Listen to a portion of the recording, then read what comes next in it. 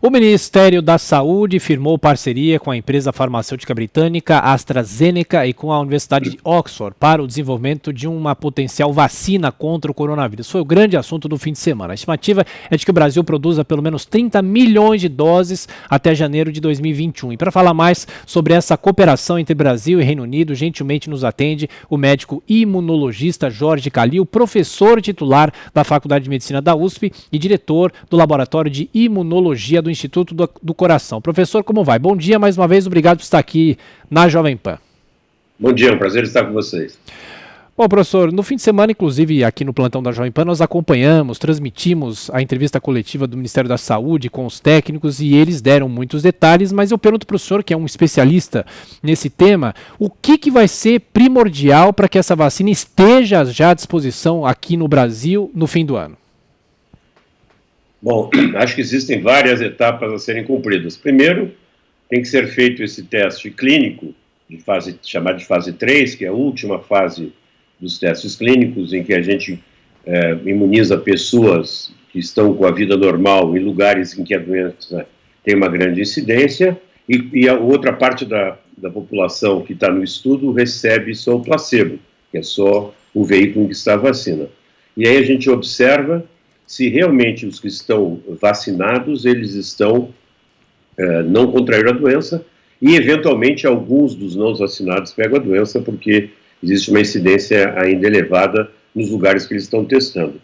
Se isso for positivo, isso nós precisamos de algum tempo para que o número de pessoas que não receberam a vacina fiquem infectados, e que isso dê uma diferença significativa contra aqueles que foram vacinados, aí pode haver a licença pelo FDA, pela nossa Anvisa, pelo EMA na Europa, para que essa vacina seja distribuída para a população. Aí tem que ser produzidas as doses, e parece que a AstraZeneca está produzindo um grande número de doses, mesmo antes de saber se essa vacina vai funcionar ou não. E aí essas doses serão vendidas para o Brasil. Nessa primeira etapa, o Brasil simplesmente vai comprar essas doses. E aí depois a AstraZeneca, pelo que eu entendi do acordo, vai passar a tecnologia para o Brasil para fazer o envasamento e distribuição. Né? Ele não vai ser passada a tecnologia para a produção real do vírus que utiliza-se como a vacina em si, como imunizante. Aí o Brasil vai ter alguma autonomia relativa em distribuir essa vacina, dependendo da quantidade de produção do vírus vacinal que será feito nas diferentes fábricas da AstraZeneca. Professor, ainda não se sabe, mas a grande expectativa é, por exemplo, aqui no Brasil a vacina contra a gripe dura por 1 ano, as pessoas tomam anualmente.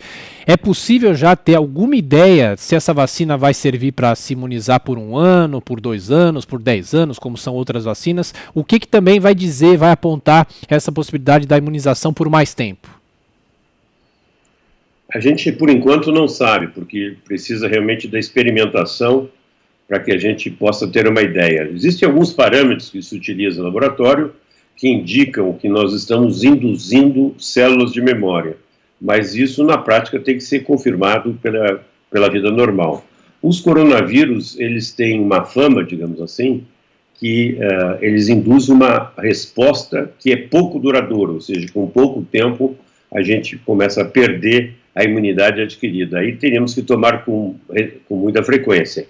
O que existe também é que eu e muitos outros pesquisadores do mundo, nós estamos vendo como é que a gente poderia induzir uma memória mais duradoura. Que tipo de variações, o que nós poderíamos colocar nessa vacina para que a gente induzisse uma memória duradoura. Mas, por enquanto, são só suposições, são teorias que estão sendo comprovadas na prática. E, professor, mais uma pergunta. Como é que funciona esse grupo que recebe essa vacina, que é testado para receber essa vacina? São pessoas saudáveis? São pessoas que eventualmente tiveram o coronavírus e se recuperaram? E as pessoas que já tiveram o coronavírus? Também a discussão é sobre quanto tempo que a imunidade dura. Essas pessoas também ajudam nesses testes? Muito boas as suas perguntas. Você tem bom raciocínio científico. Então, primeiro, as pessoas que já tiveram a doença ajudam demais a gente entender como é que a imunidade protetiva, como é que as pessoas se protegem.